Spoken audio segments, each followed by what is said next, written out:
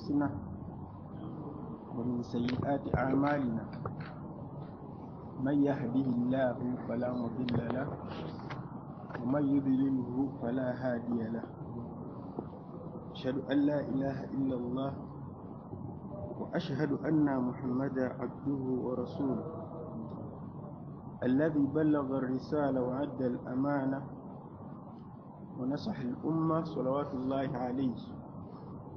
قال تعالى بعد أعوذ بالله من الشيطان الرجيم يا أيها الذين آمنوا اتقوا الله حق تقاته ولا تموتن إلا وأنتم مسلمون.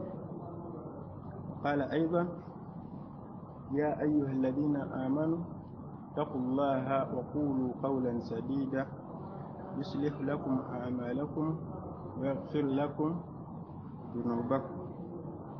وقال صلوات الله عليه اتق الله حيثما كنت وأتبع السيئة الحسنة تمحها وخالق الناس بخلق الحسن.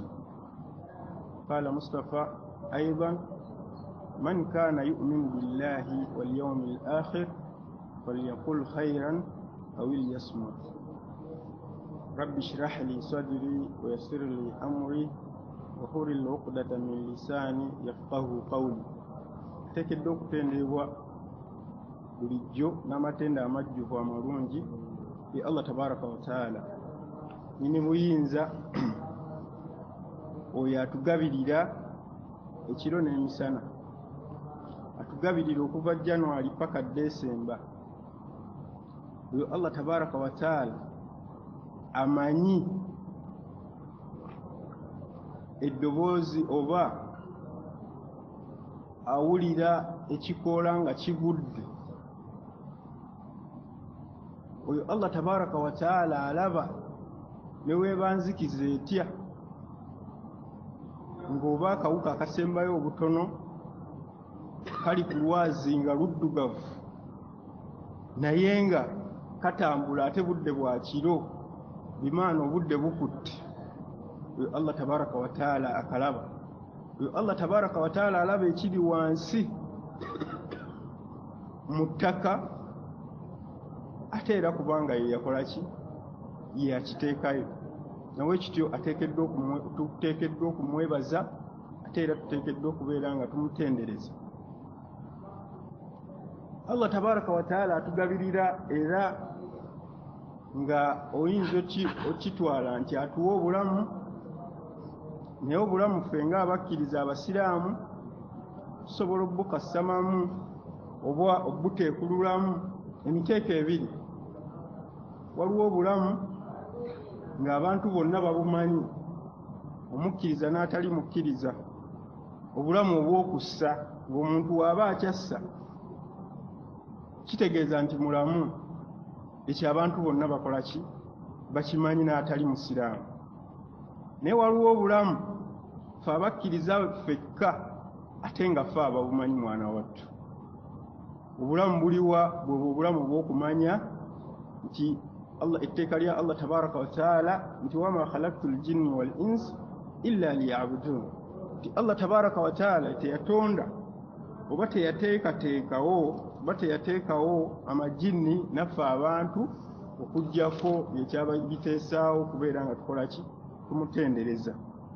Nabwe kityo Allah tabaraka wa taala waba akuwadde obulamu obw'okumanya nti yakuteekawo mwana wattu, awo beera nga omwebaza Allah tabaraka wa taala. Nga tetunnaba kuyingira ku kye tugenda kwejjukanyako olwaleero, waliwo ebigambo bye njagala tugamba oba twejjukanyeeko, ng'ebigambo ebyo bya Luqman, naye nga eringa taaliki gye yakola oluvannyuma lwa Allah tabaraka wa taala ayati zetusomye, nga Allah atulagira okubeera nga twogera ebigambo ebirungi. Ate omubaka Muhammad sallallahu alaihi wasallama naye n'agamba nti omuntu yenna akkiriza Allah tabaraka wa taala n'olunaku lw'enkomerero faliyaqul khairan aw liyasmut. Omuntu oyo mwana wattu ayogere ebigambo birungi oba akole ki? Oba asirike. Lukumaani ebigambo ebimu bye yali agamba omwana we oba abaana be ti yagamba nti ye teyejjusangako kusirika kwe, nti ye ebbanga lyonna teyejjusangako kusirika kwe. N'ayongera n'amugamba nti bwe kibeeranga okwogera nti okwogera obwogeza ebigambo, ate ebigambo ebyo byogera nga birungi, nti siriva oba feeza, n'amugamba nti ate okusirika mwana wattu, okusirika gold. Ekyo kitegeeza ki? Kitegeeza nti omuntu nga yasirise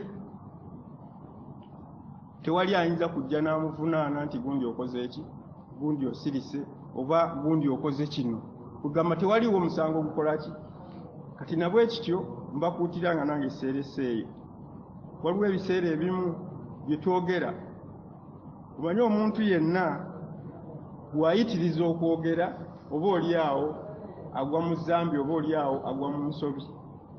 Nabwe kityo bw'olaba ng'embeera eriwo, okusirika kugamba bw'ojja okuyitira, sirika mwana wattu, tojja kubeera nga wejjusa nga Lukumaani bwe yali ng'alaamira ki? Ng'alaamira omwana we. Nange mbalaamira nga naye kennyini seerese eyo nti tubeere n'embeera eyo ey'okubeera nga tukkiririza mu kusirika ebbanga lyonna bwewabeera nga waliwo ensonga ng'olaba taaliki gy'ogenda okukola eyinza okuleetawo obuzibu. Yogera ebigambo birungi, soma ku azikaari nnyingi nnyo, oba ozimaze, sirika mwana wattu, togenda kubeera nga okola ki? Nga wejjusa. Tetugenda okwejjukanyako mu bufunze, kijja kukwatagana isimu min asma'illah, linnya mu mannya ga Allah tabaraka wa taala. Allah tabaraka wa yatugamba nti ayina amannya g'amalungi, era tukole ki? Tugasabise nago. Kati amannya ago mu mannya ge amalungi ga Allah tabaraka wa taala tugenda kulabamu erinnya limu biizinillah lye tugenda okubeera nga twejjukanyako nga Allah tabaraka wa taala wanaaba atusobozesezza. Ekitabo kino inshallah mwe tugenda okujja ekyokuyiga nga kya Imam Nawawi, oba gwe bayita Abi Zakariya Yahya bin Sharaf an-Nawawi, naye nga eyakisharaha ye Abu Abdallah Muhammad bin Salih ibn Muhammad ibn Sulaiman ibn Abdurrahman al-Uthaymin, yakola ki?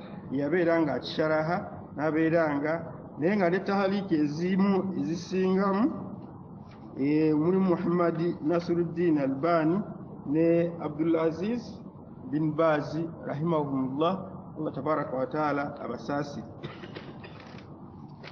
Erinnya lya Allah tabaraka wa taala eriyitibwa assalaamu. Assalaamu kyo kyennyini kitegeeza ki? Erinnya eryo salaamu kitegeeza mirembe, si bwe guli? Kitegeeza mirembe. Kati ku salaamu tuteekako alifu ne laamu ne kifuuka assalaamu. Kati assalaamu yoyo aba provider w'emirembe, kitegeeza nti ye nannyini mirembe, yabeera nga akola ki? Agitoolako. N'awa Abdukarimu, n'awa Saadallah, n'awa Mukalakaasa, ffenna n'abeera nga akola ki? Ng'atuwa emirembe. Naye bwe baali basharaha ekitabo kino kyennyini, yagamba nti assalaamu kitegeeza addu'a bisalamaati, nti essalaamu nti oba emirembe kitegeeza kusaba salamaati, naye nga kugamba kusaba kuwonyezebwa. Naam, kusaba kuwonyezebwa min kulli afa, mu buli mbeera yonna oba mu buli kizibu kyonna. Era n'ayongera n'atugamba nti fa idha qulta lishakhs, bw'obanga gwe oyina omuntu gw'ogambyeko shakhs n'omugamba nti salaamu,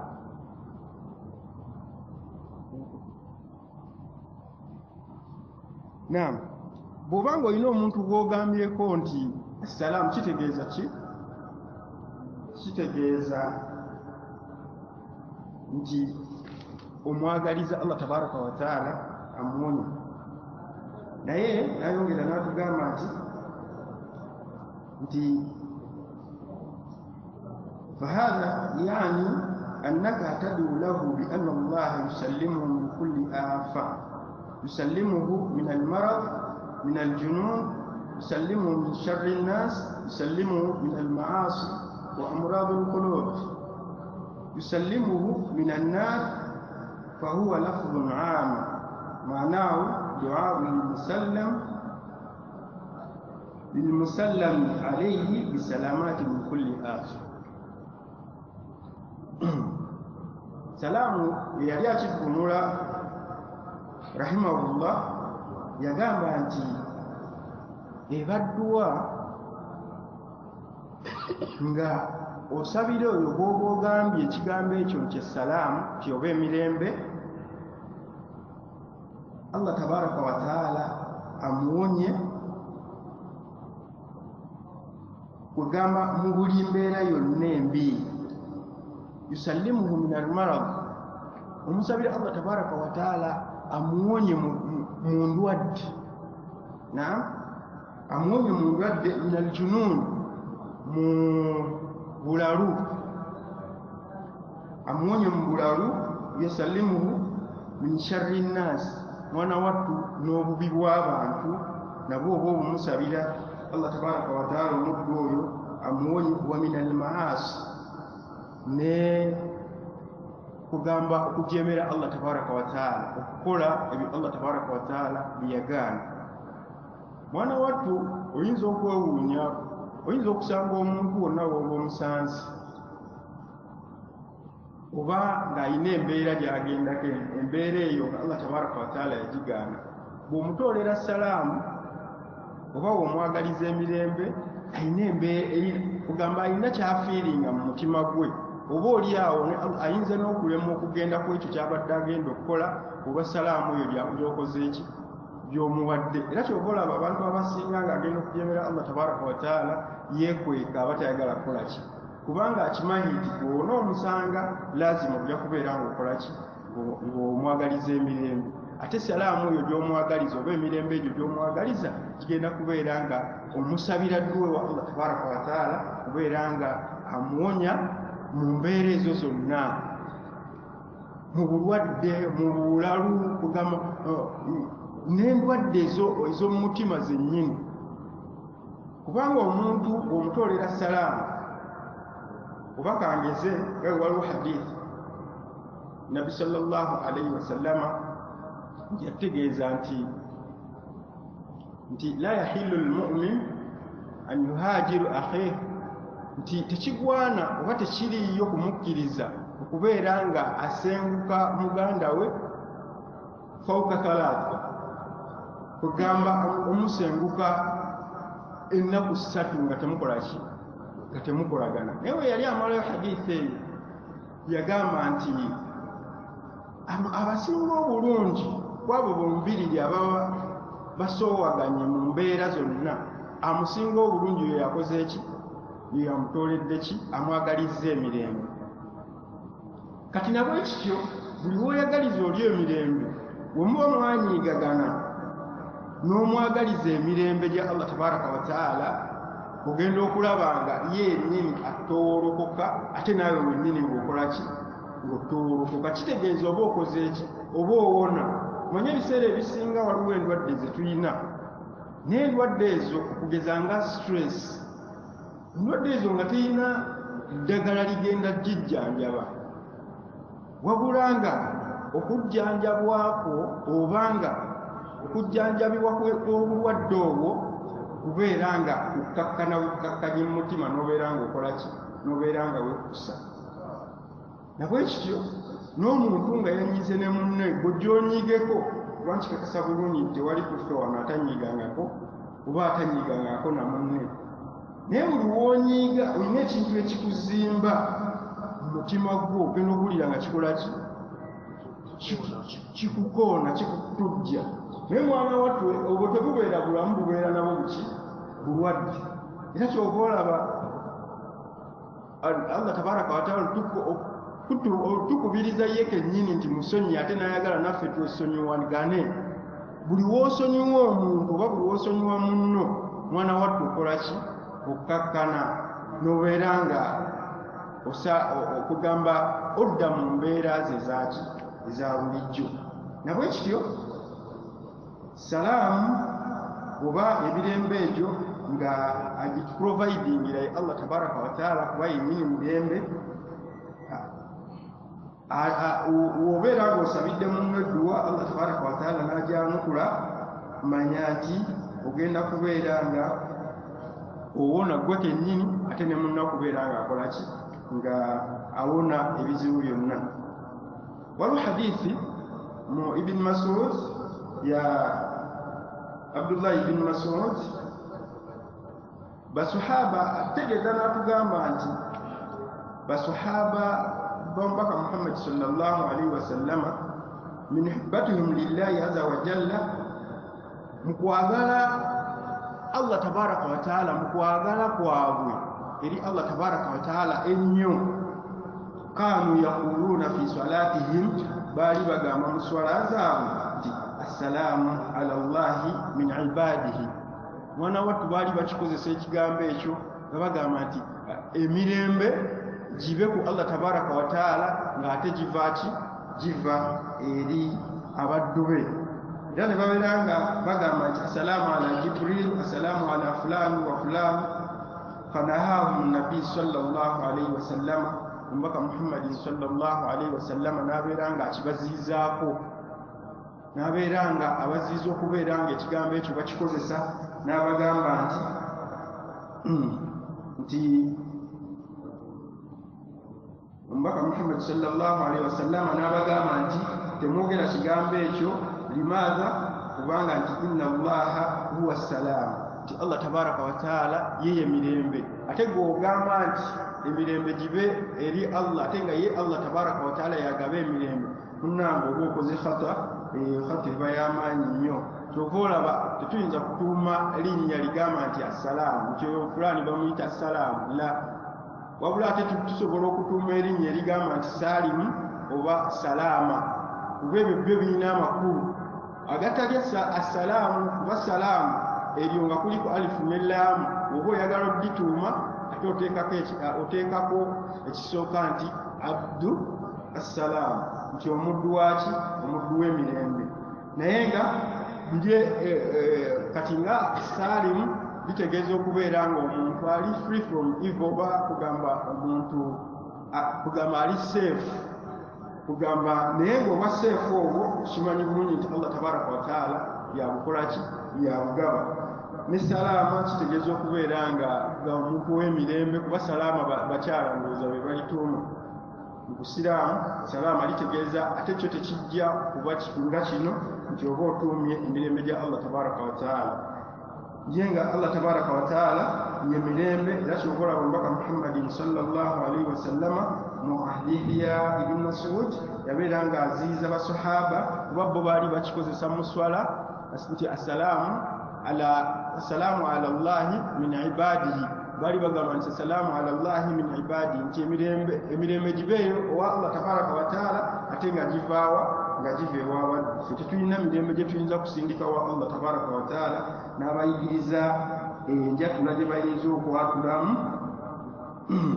n'abagamba nti balina okugamba nti assalaamu alaina wala ibadillahi aswalihiina nti emirembe gibe eriffe nga givaawa emirembe givaawa Allah tabaraka wa taala nti gibe eriffe nga gibeewa Allah tabaraka wa taala wa ala ibadillahi aswalihiina gibeerera ne ku baddu ba Allah tabaraka wa taala abaki abalongoofu nti n'agamba nti fa innakum idha qultum dhalika sallamahu ala kulli abdin salihin fi samai wal ard kubanga n'abagamba nti omunaayogera ekyo mujja kubeera nga mwana wattu musabidde Allah tabaraka wa taala awonye abo abaddu abali mu nsi ate n'abali nki n'abali mu ggulu nga mukozesezza ekigambo nti assalaamu alaina wa ala ibadillahi assalihiina, nti emirembe gibe eriffe wa ala ibadillahi assalihiina, emirembe gibe eriffe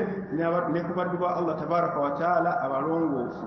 Awo omubaka Muhammad sallallahu alaihi wasallam yabagambira nti awo mujja kuba musabidde abantu bonna abali mu duniya abakkiriza abalongoofu n'abali ki n'abali mu ggulu nga zimalaika za Allah tabaraka wa taala, kubanga z'omwana wattu zeetaaga emirembe ewa Allah tabaraka wa taala. Assalaamu nga tugenda mu maaso yategeeza n'agamba nti wassalaamu mashruu baina almuslimiina. Assalaamu eyo gye mulaba mashruu oba shari'iyya, nti ekozesebwa baina almuslimiina, nti ekozesebwa mu busiraamu wakati w'abasiraamu, ma'muru biifshaa'ihi, ate nga kiragiro okubeera nga tukola ki katugisaasaanya, nga omubaka Muhammad sallallahu alaihi wasallam wagamba n'aleeta hadithi y'omubaka Muhammad sallallahu alaihi wasallam nti omubaka we yagambira nti la tadkhulu ljannata hatta tu'minu wa la tu'minu hatta tahabu aw la adullukum ala shay'in idha fa'altumuhu tahabbtum afshu salam bainakum. Yaleeta hadithi y'omubaka Muhammad sallallahu alaihi wasallam kulaga nti salaamu oba erinnya lya Allah tabaraka wa taala nga tulizizza okubeera nga tukikozesanga tahiyya, kugamba ennamusa y'okweramusa. Nyabeera nga atutegeeza n'atugamba nti omubaka Muhammad sallallahu alaihi wasallam hadithi eyo eri mu Abi Hurayra eri mu Bukhari, yagamba omubaka Muhammad sallallahu alaihi wasallam nti yagamba nti la tadkhulu ljannata, omuntu tagenda kubeera ng'ayingira jjana hatta tu'minu, okuggyako ng'omuddu oyo akoze eki akkiriza. Okukkiriza ki? Okukkiriza nti ashhadu an la ilaha illa Allah wa ashhadu anna Muhammada rasulullah, okukkiriza nti nno nkakasa n'enjatuza n'olulimi lwange nti tewali kisinzibwa mu butuufu okuggyako Allah tabaraka wa taala, ate wa anna Muhammada rasulullah, kine Muhammad sallallahu alaihi wasallama mubaka we, n'empagi zonna ez'obusiraamu nga wetukola ki, nga wetuzimanyi, okusaala eswala, okusiiba, okuwa zaka n'okukola hijja eri oyo Allah tabaraka wa taala bw'abawadde ki, bw'abawadde obusobozi. Naye nga omubaka Muhammad sallallahu alaihi wasallam yatugamba nti oba yagamba nti togenda kuyingira jjana oba nange sigenda kuyingira jjana okuggyako nga tukkiriza, ate tetusobola kukkiriza wala tu'minu hatta tahabu, ate tugenda kubeera ng'okkiriza Allah tabaraka wa taala hatta tahabu, okuggyako ng'okoze eki, nga oyagalanye oba ng'oyagadde munno. Kati n'abeera nga atutegeeza nti mbabuulireyo ekintu kimu, idha fa'altumuhu, bwe munaabeera nga mukikoze tahabbtum, mujja kubeera nga mwagalana. Abeera ng'agamba nti afshu salaamu bainakum, mubeere nga musaasaanya emirembe wakati wammwe. Kitegeeza nti okweyagaliziganya emirembe kyekimu ku bituleetera okubeera nga tukola ki, nga twagalana. Omuntu tosobola kwagalana ne muganda wo musiraamu oba muganda wo ow'omusaayi okuggyako nga mukoze eki, mweyagalaganyizza. Ntagaddeko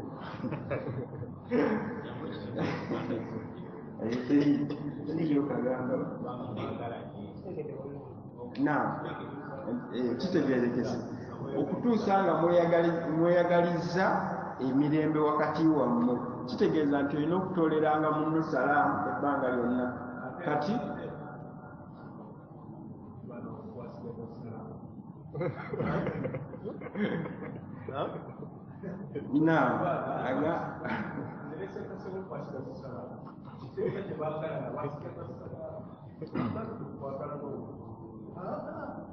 awo kusikwagala nako nnyini okwagalana kwennyini kitegeeza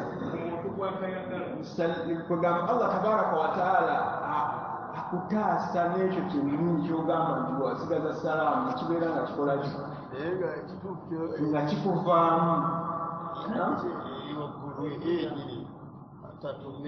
ولا تحابوا تحابوا سلام هنا جلبنا روا كرام ده ساقان تسيقان ده السلام ويابا أكون غني حديثي بارك الله فيك نعم kakati nga bwe tugambye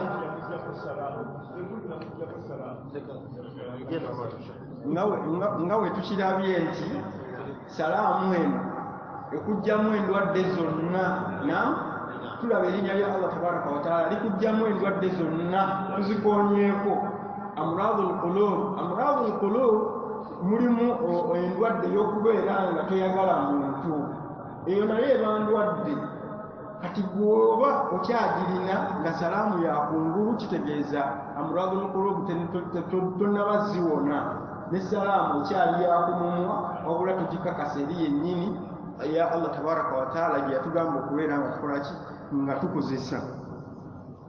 Naam, omubaka Muhammad sallallahu alaihi wasallam yatugamba nti afshu salamu bainakum, musaasaanye salaamu wakati wammwe, kijja kubeera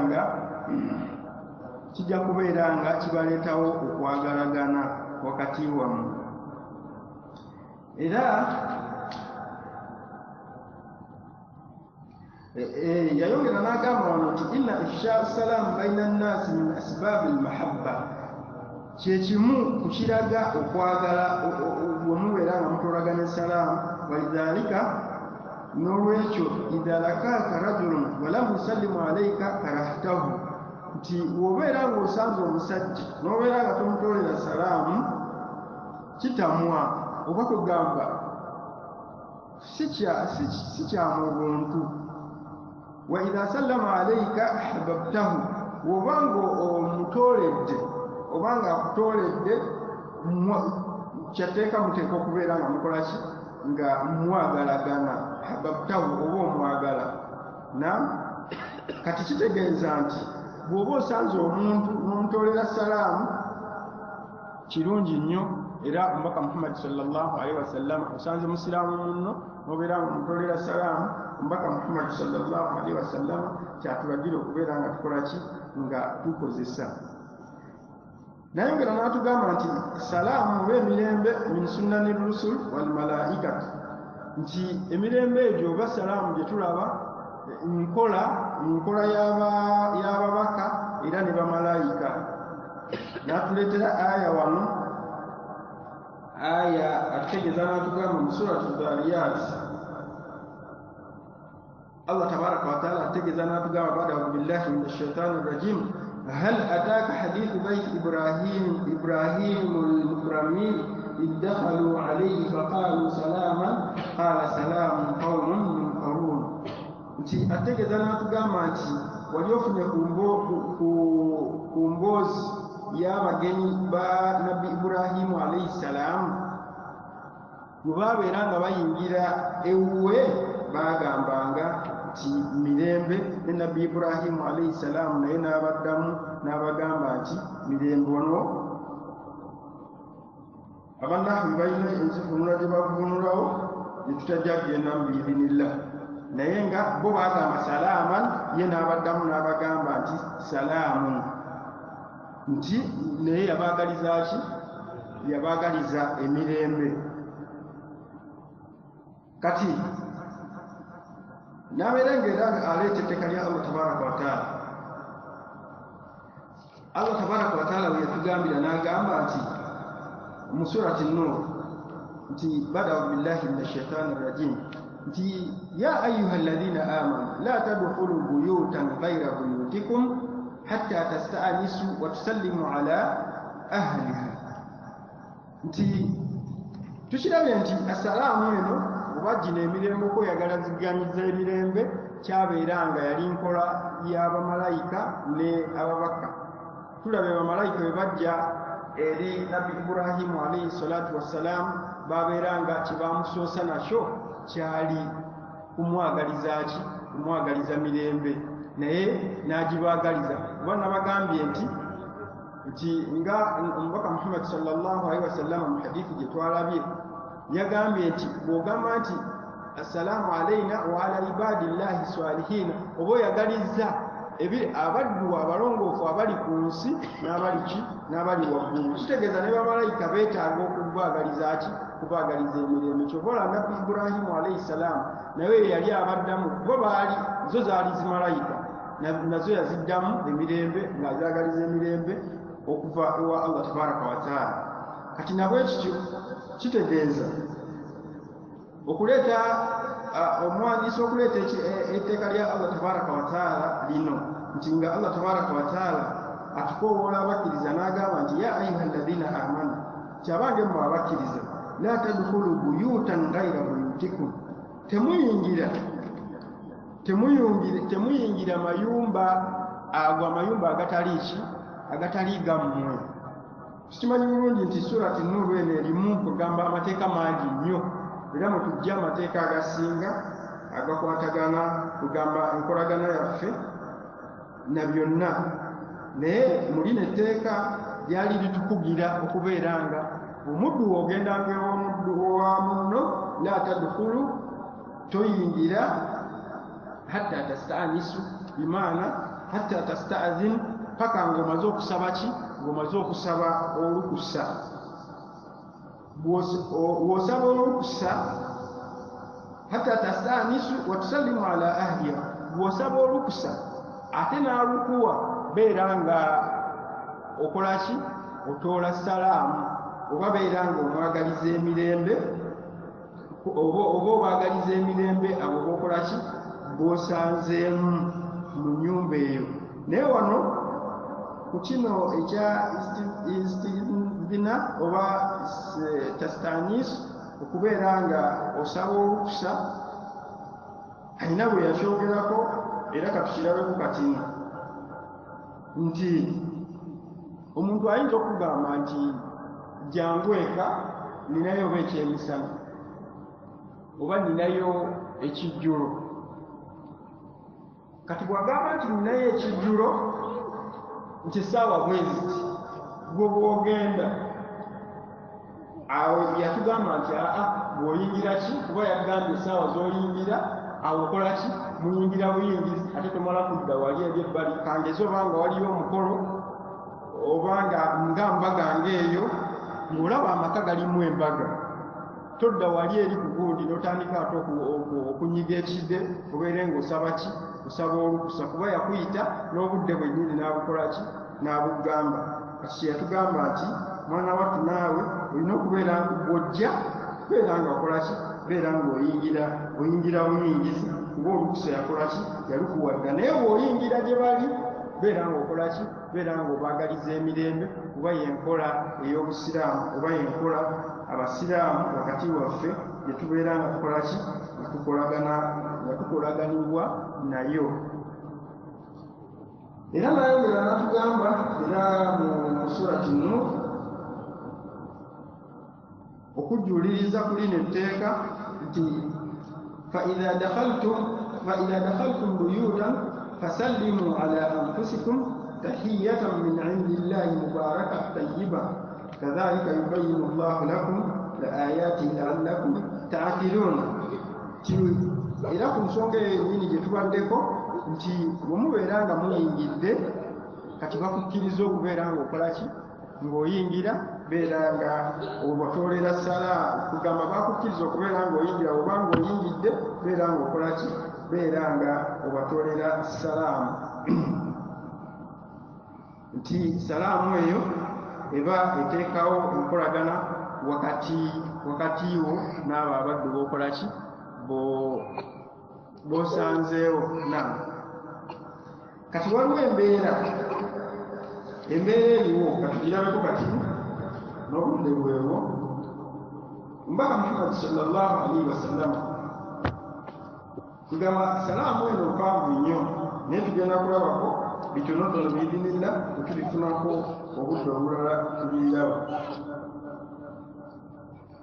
nti omubaka yatuziiza okubeera nga tutolera abakafiiri oba abayahudi salaamu. Kintu ekyo nange bulijjo kintawanyaamu naye nakirabe wano nensanyuka okubeera nga omubaka yagamba nti yatuziiza okubeera la tabdau lyahudi wanaswara bi salaamu. Wano natugamba nti idha sallama alaikum ahli lkitaabu faqulu wa alaikum. Omuyahudi oba omukafiiri bw'abanga akutoledde salaamu gamba nti wa alaikum. Era nze nange bulijjo kyenkozesa yani la taqulu wa alaikum salaam. Kitogamba nti wa alaikum salaam emirembe gibeere ki?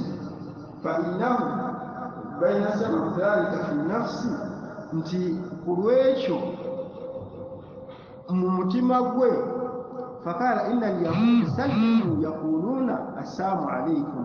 Abayahudi bano bwe baalinga batoolagana salaamu baagaliza batoolera abaali abakkiriza ebiseera ebyo salaamu bagamba assalaamu alaikum, yani yaduuna alaikum bilmauti. Kugamba nti assalaamu alaikum baba bakwagaliza ki? Bakwagaliza kuzikirira oba kufa. Faqala rasulullahi sallallahu alaihi wasallam qulu wa alaikum. Kati kyobola bwomubaka Muhammad sallallahu alaihi wasallam yagamba nti bwe baba bakigambye gamba nti wa alaikum. Bwe toyogerako kigisaamu wabula gamba bugambi wa alaikum, nti ategeeza nti naawe oba omugambye nti naawe okuzikirira kukoleki kukubeereko. Naye ate wano naatugamba nti bwe baba nti min hadha alhadith annahu law qaalu assalaamu alaikum, nti mweyo hadithi naye bw'akitereeza n'agamba nti assalaamu alaikum, nti emirembe gibeere ki? Gibeere gy'oli oba gibeere gye muli. Fa innana naqulu, tugamba wa alaikum assalaamu, naawe omuddamu nti mwana wattu nammwe gibeere ki? Gibeere gye muli. Akutooledde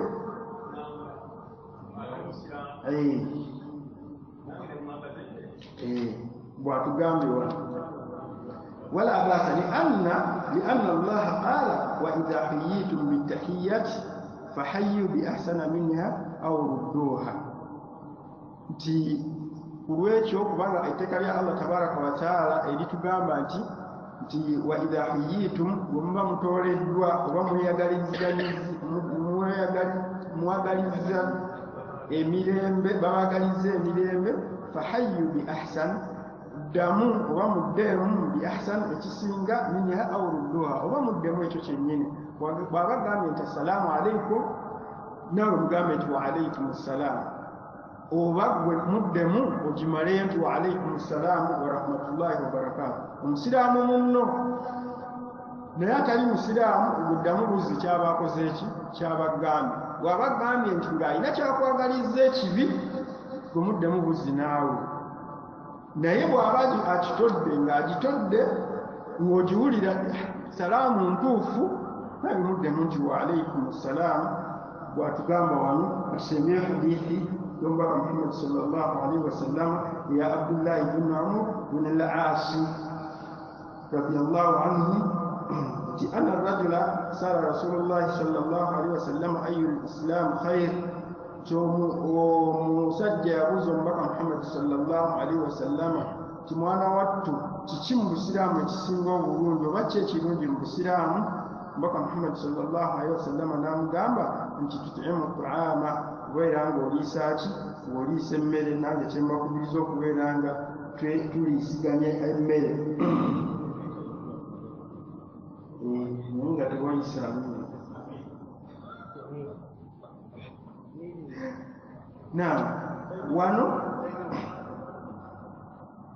Wano yatutegeeza okubeera nga tuliisaganya emmere.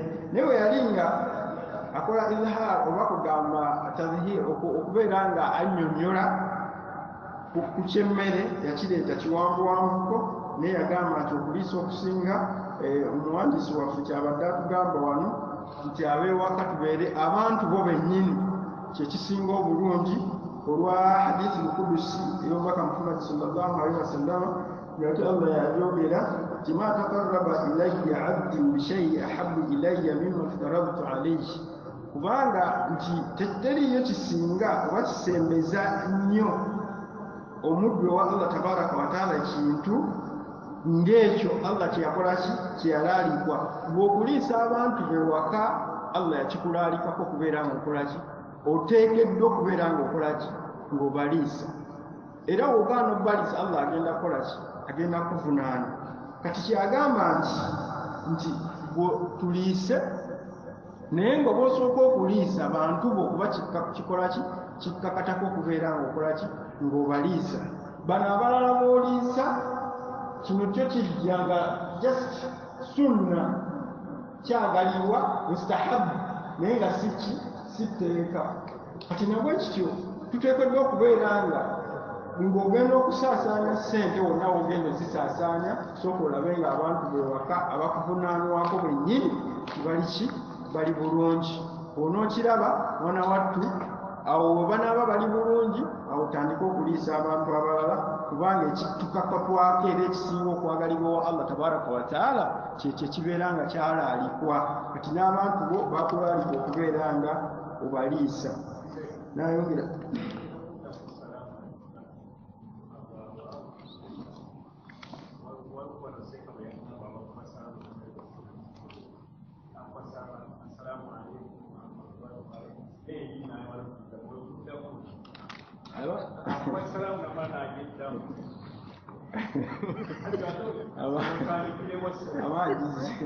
nafe waliwo ku mukolo twali tuziike Butambala, musajja yayogera nnyo ku mukolo nga tamala ne bamutandika n'omukoonako ng'akoze eki. Twali w'abakojja, twali tuziika kojja waffe. Kati weyayogera we yali amaliriza nanga assalamu alaikum warahmatullahi wa alaikum assalamu warahmatullahi wa n'ajeddiramu, yakwata akazingalo n'agamba kugamba tayagadde basumbuwa agitodde ate n'akolaki abekityo bw'aba si musiraamu n'agitola kitegeeza kyatola takolaki takimanyi ajeddiddemu bwetutawa. Allahu alam. Bashekhe bajja kukola taaliiki ku nsonga eyo.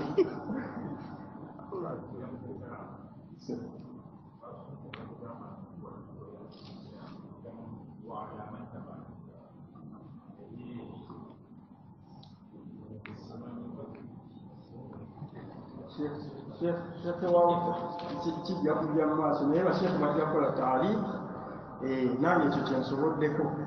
Kamaleyo hadithi eno yagamba tutuye mu tuamu watakurau salaam ala man arafta wa man lam taarif, nti ebintu ebisinga obulungi omubaka Muhammad sallallahu alaihi wasallam yali amugamba, omusajja ono yali amugamba kuliisa n'okubeera nga kutoolagana salaamu ala man arafta wa man lam taarif, okutoola salaamu kwoyo gw'omanyi ng'osanze Khalid omumanyi n'omutolera salaamu neziwa ng'obamanyi, n'oyo gw'otamanyi naye ng'omulabye nti musiraamu. Wabula sisi kusanga atali musiraamu n'okolaki n'obeera ng'ogimutoolera. Salaamu eri wakati w'abasiraamu n'abasiraamu. Kiri kijja nti waba akoze atali musiraamu waba akoze eki, waba agikutooledde. Sijja kususaako awo naye nga nkimanyi ebibuuzo bingi biwanvu. Ani ateekeddwa okusooka okutoola salaamu, atudde n'ayimiridde, ani atoolera, avuga n'atavuga, bingi naye tetusobola kubimalayo. Ebyo byensobodde okugirako, ate era nga bingi bisigaddeyo. N'omulala ayinza okujja n'abeera nga akolaki, ate era ne bitaggwayo.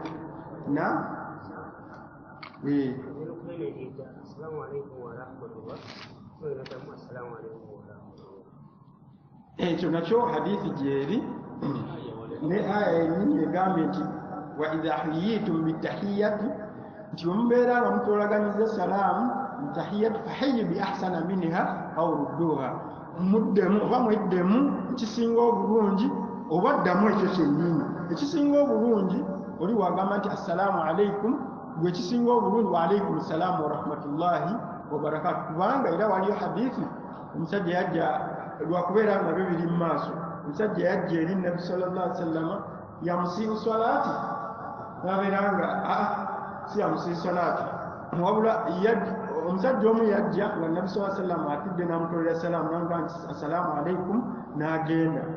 Nabbi n'agamba abaaliwo sallallahu alaihi wasallam nti 10. Omulala najja n'amugamba assalaamu alaikum wa rahmatullah n'amugamba nti 20. Omulala najja n'amalayo n'amugamba nti 30. Kitegeeza nti gy'okoma okumalayo n'empeera ennyingi gy'okoma okukola ki, gy'okoma okuzifuna. Subhanaka Allahumma wa bihamdika nashhadu an la ilaha illa anta astaghfiruka wa natubu